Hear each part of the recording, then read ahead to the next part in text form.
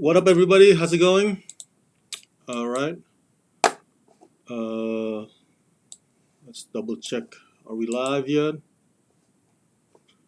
Sometimes YouTube is about a minute or two late to the party, so I want to make sure that we're live stream first, and then we jump into our conversation here. What up, everybody? How's it going? Okay. Obviously, I'm a bit too loud here. Let me turn down the volume. I apologize. Where's the volume here? There you go. So I won't get distorted. All right, so I want to talk about this topic. It happened today, about a few hours ago, and it's still fresh. And it's regarding the new movie Turning Red that's gonna be out on Disney Plus this weekend. And you have already watched my video review of it, right? So go check it out there on my YouTube channel. But this dude, Sean O'Connell, whom I to be honest with you, I don't know him that I don't know him at all. I want to say I wanted to say I don't know him that well, but the truth is I don't know him at all. We film critics don't always hang around in the same cocktail circles. um, so he is the managing director of Cinemablend, and obviously he also writes reviews. He's also a film critic, and recently he posted on. By the way, he worked at Cinemablend, which is a fantastic website. I'm not dogging on Cinemablend. I've gone to Cinemablend quite a few times for sources and news and stuff like that. And I know a few people who work there who are cool people, really cool guys. So Sean O'Connell is the managing director of Cinemablend, and he posted his review on Cinemablend, and he has redacted it. He has pulled his review down. I can show you to you if you Google it. It no longer exists. But basically, it's the review of Turning Red, and it has been getting a lot of pushback, a lot of outrage on Twitter, and that's the thing. I want to because you wonder like what did he write? If you missed out on it. So basically, in a nutshell, because the review itself has been deleted by Sean, we can't see the whole thing anymore. But some people already screenshot it, right? So and this is one of the screenshot of Sean O'Connell's reaction to the movie. This is the social reaction. This is basically the crux of his review of Turning Red. He said some Pixar films are made for a universal audience. Hashtag Turning Red is not. The target audience for this one feels very specific and very narrow. If you are in it, this might work well for you. I am not in it. This was exhausting. So of course, in his review, he expanded on that. That was his social media reaction of the film. And he also said that the movie was horny. And this is one of the screenshot. I think this is a screenshot of it.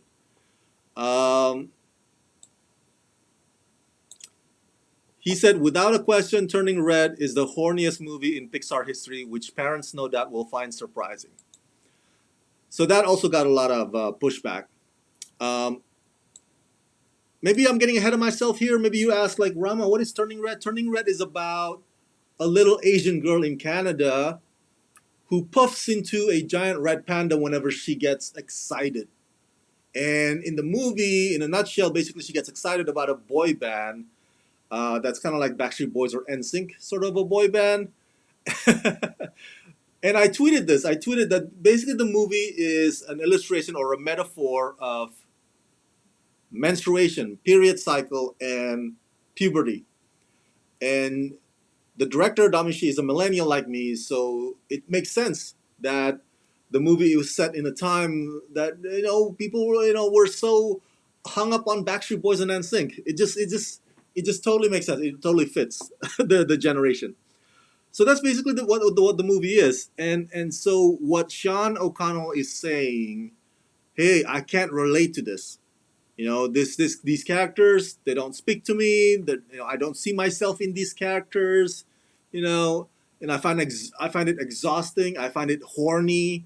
Because in the movie, the little girl character May is like, you know, is horny for this boy band. I forgot the name of the boy band. So that's basically what he pointed out in his review, and he got a lot of pushback. Now, basically the pushback is uh, to sum it up, they say, hey, you can't just give a film a negative review because you can't relate to it, because you don't see yourself. Like, the point of watching a movie is to be able to empathize with the characters, you know, even if the characters are not a reflection of you. Even if the characters are not a reflection of you. So a lot of people are dogging like, oh yeah, I don't have a house with a balloon and a flying balloon, a reference to Pixar's Up. It's like, oh, I don't, so I cannot connect to, I can never relate to Pixar's Up. I never became a fish, in the water, so I can't connect to Luca, another Pixar movie from last year. So that's how people are shitting or dogging on basically Sean O'Connell's take of Turning Red. Um, and because of a lot of that pushbacks, he had pulled down his review. Okay, you can Google it. Let me Google it for you here. So if you Google it, Cinemablend Turning Red review.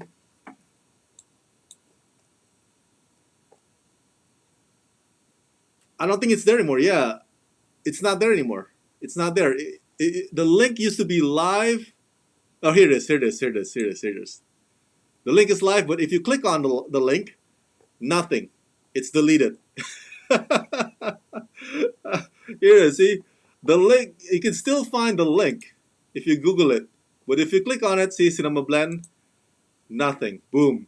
So he pulled it down because he did received a lot of pushback, and he apologized. He tweeted this: "I'm genuinely sorry for my Turning Red review. Thank you to everyone who has reached out with criticism. No matter how harsh, it is clear that I did not engage nearly enough with the movie, nor did I explain my point of view well at all. I really appreciate your feedback."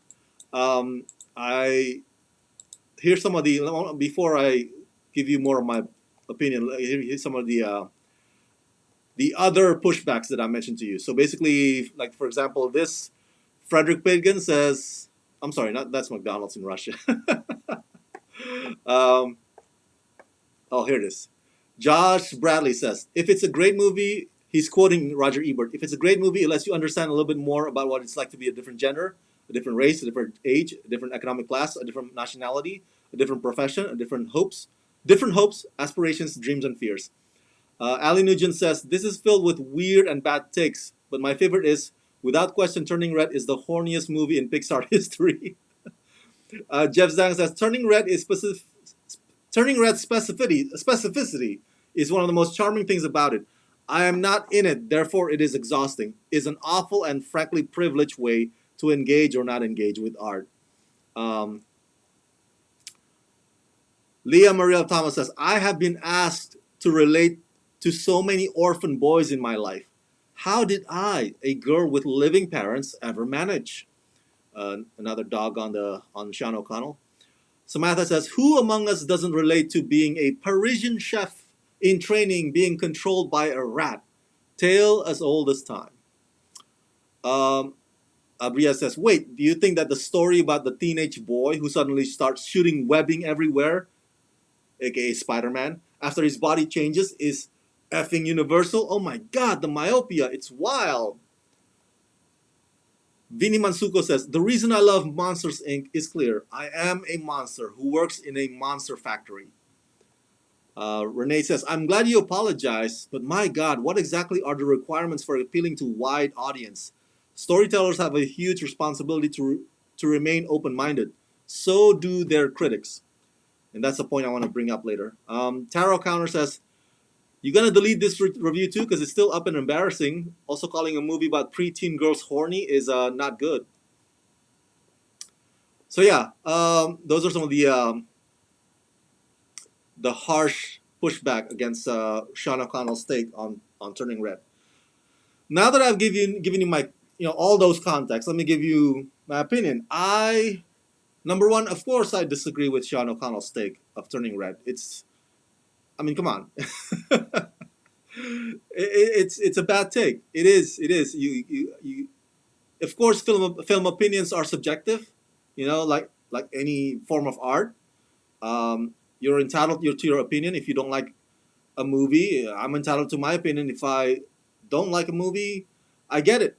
I get it. But it does say something about him. When he says like, "Yo, I'm not in this movie. I can't relate to any of these characters. Therefore, it's exhausting. And you know what? The girl's kind of horny. Um, it sounds very simplistic, not very sophisticated. You know what I'm saying? So it's a bad take. It's a bad take. Is Sean entitled to his own opinion? Number two, is Sean entitled to his opinion? Yeah, he is. He is. I disagree with him, but if that's how he feels about the movie, that's his opinion, man.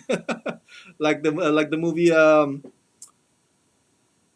My favorite movie, Lebowski, The Big Lebowski, the famous quote when Jeff Bridges says like, that's just your opinion, man. um, so yeah, he's entitled to that bad take, and it seems like he owned it. That's why he apologized for it. Um, but it leads to the more, how should I say here, the more complicated area about all this. Now, if you recall, back in December, this past few months ago, I was the villain on Twitter. Remember? Remember this quote that I mentioned about the Matrix Resurrections? Being a sluggish, baffling, bloated mess, and it doesn't need to exist, and it's for its woke agenda. I mentioned woke agenda, uh, and that triggered a lot of people. I got ratio like crazy, and I was slammed, just like Sean O'Connell was slammed for Turning Red. I still have the tweet up. You know what, I feel like the reason why I kept it up was like, hey, that's my opinion, man. Like, like Sean is entitled to his, I'm entitled to mine, you know, and a lot of people would see that as a bad take, and that's fine. But that's how I felt strongly. That's what I felt strongly about the movie at the time, right after the screening. Um, do I still stand by it? Some of the statement I made there, maybe I could have rewrote it better. Okay, rewrote it better. Um, so I know what it feels like to be a pariah, to be a punching bag, to be a villain on Twitter, and so my first reaction when Sean O'Connell apologizes for Turning Red review was, "Oh my God, I am so glad I'm no longer the villain on Twitter." Sean, Sean, take the ball, man. Run with it. It's yours now. I don't want it. Don't bring it back to me. Okay, pass it along to somebody else. But it's yours right now. Have at it, man. Go have a day being trashed on Twitter, because I know how that feels. I've been there, man. I've been there. Um, but it does bring up the question of like, if film opinions are supposed to be subjective, are we film critics obligated to give in, to apologize for every opinion of ours that may not be in alignment with the general public's? You see what I'm saying? Um, it's one thing if Sean O'Connell made an outrageous tweet about, like a racist tweet about Turning Red regarding age and whatnot. Then yeah, then he should deservingly be trashed. I call out a lot of racists on Twitter, a lot of Trump, supporters on Twitters and stuff like that, because they suck. Most of them are grifters. Um, but where's as far as this, I don't know. I don't know. I'm still like, he's basically saying like, I don't see myself in turning red, and I've done a review or reviews in the past where I would say, yeah, this movie is not made for me. It's not designed for me. I'm not the audience for this specific story. And is that enough reason to be all, let's go jump on this guy for saying that? Do you see what I'm getting at? Do you see isn't there supposed to be a spectrum of like an okay take, a not so okay take, a bad take, a really bad take? I know you can say Sean O'Connell's take is bad, but is it bad enough for us to jump on him and for him to apologize? You know what I'm saying? Because when you think about what he said again, like, yeah, it's not savory as well to say that this is the horniest Pixar movie ever, because I'm sure there are a lot of Disney movies and Pixar movies where the characters are having a crush on another character, or fantasizing about loving another character, maybe not necessarily sexually, so um, maybe he could have rewrote it better than the word horny, but it doesn't take away from the point that, yeah, the character May in Turning Red was kind of horny for the boy band. So I'm just I'm just trying to figure out, where's the line in all this, man? And do we have to always give in to the general public's demand? Like my Matrix Resurrections. Um, did in December, did I need to make a statement? Should I have apologized for that tweet, or should I, I didn't, by the way. I just ignored them. I turned off the notification. I ignored them, and eventually they all went away. All the haters went away. Um, but yeah, that just brings up that question again. Like, oh, so if we disagree with somebody, do we keep jumping on that somebody until, oh, you gotta apologize to me because I disagree with you, I'm not gonna. It's like, how dare you say these things? So that's where I'm getting at. That's where I'm getting at from the point of view of a film critic. From the point of view of the pushbacks, I totally get the anger. I totally get the frustration. I totally get, yes, we should be able to empathize with characters that are different from us in any story, in any movie. Yes, so their pushback is valid. Okay, I'm not saying that their pushback is not valid. Um, but yeah, it's like I don't know. This is one of those cases that are probably in shades of gray. I'm not on the side of Sean O'Connell like 100%. I'm not on the side of the pushbacks people. 100% either. Um, because you got to be able to disagree. Otherwise, why do we live in this free society if we can't disagree? You know, if we can't accept film opinions as subjective, then what's the point of giving our film opinions, any of one of us at all? Oh, by the way, Dominic Spano is here. I didn't see it as of yet, but these days you have to be careful for what you say. Unfortunately, in a sense, you're always apologizing these days. Yeah, exactly. Dominic is correct. Um, it's so. Again, I don't know Sean O'Connell at all. I'm not trying to defend him here. I'm not trying to make excuses for him. I'm just saying, where do you draw the line? It's not like Sean O'Connell saying. It's not like he was saying racist things against the Asian characters in the movie. It's just like he's saying, I'm not in it. I don't see myself in it. Maybe that's a terrible way. You could say like that's a terrible way. You got to be able to at least put yourself in their shoes. That's how it is with film criticism. Maybe you're not May, you're not the character May. Maybe you don't see yourself in this character, but you can at least empathize with the character. That's fine. That's totally fine. But do we have to really push the critic to the point of deleting the review and apologizing for it? I don't know. I don't know. I think that's the thing that I want to bring up to you guys, and see what you guys think about that. Um, Dominic John Spano, this is part of the reason that I am a fan. We have not totally agreed a number of times, but you didn't give me the business on it. Thank you, Dominic. Yes, we did. We did disagree a lot of times. Uh, the most recent one was Texas Chainsaw Massacre, I believe, and that's okay. That's totally okay. Totally okay to disagree on that. I enjoy that movie. um, but yeah, I guess it's if you scroll down here, um, unfortunately, the level of aggression from the pushback people are as heated and are as angry as the level of pushback on my Matrix Resurrection social reaction back in December. They're just,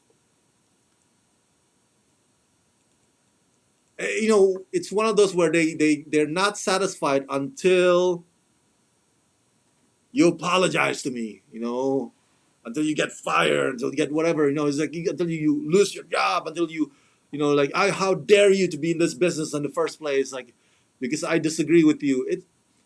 It's one thing if it's politics, guys. Politics is objective, on and on and on and on. There's right and wrong in politics. For example, the don't say gay bill in Florida, which is objectively wrong. But art and film opinions are subjective, and unless he gets outrageous, unless racist about turning red and whatnot, I don't know. I think.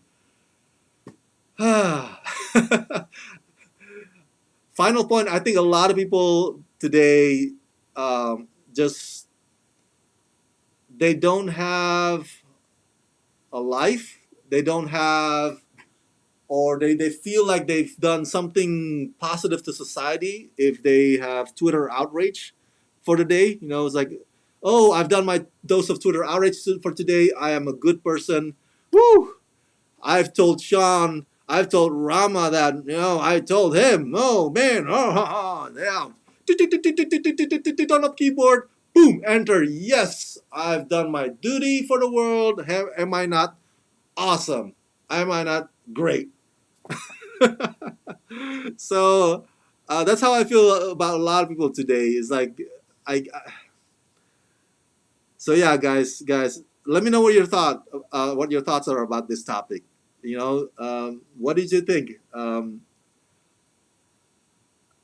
Do we film critics have to give in to general public's outrage all the time? Do we have to walk on eggshells whenever we give our reviews or opinions?